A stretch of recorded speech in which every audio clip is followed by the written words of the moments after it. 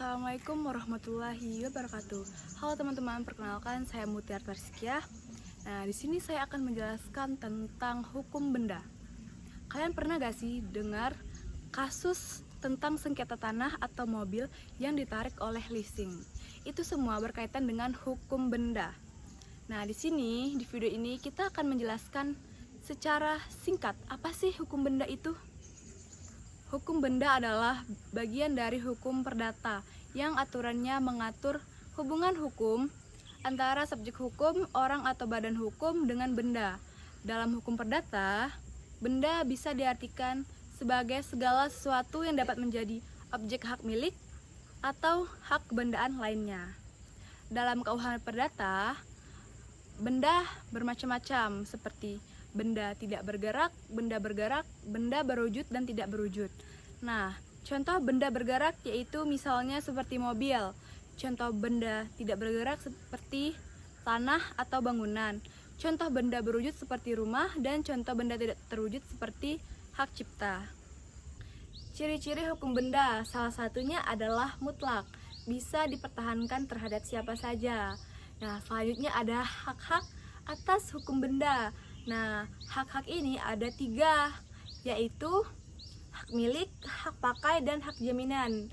Nah, hak milik ini hak kita sepenuhnya.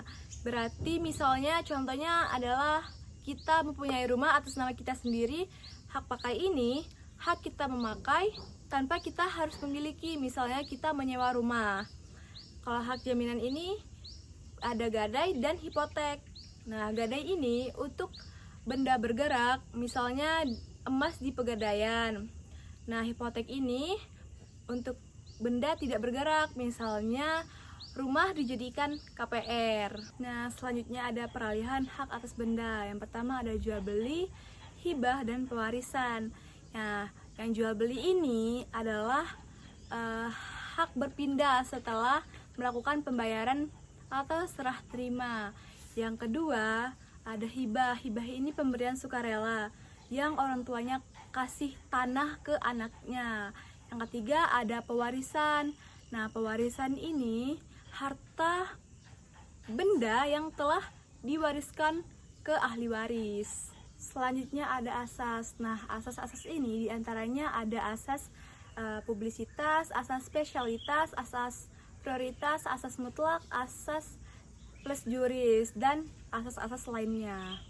Dan terakhir ada contoh kasus. Ada seseorang yang membeli tanah ke orang yang ternyata bukan pemilik sah tanah tersebut karena asas nemo plus juris. Seseorang tidak bisa mengalihkan hak lebih yang ia miliki. Pembeli tersebut telah kehilangan tanah tersebut. Sekian, terima kasih.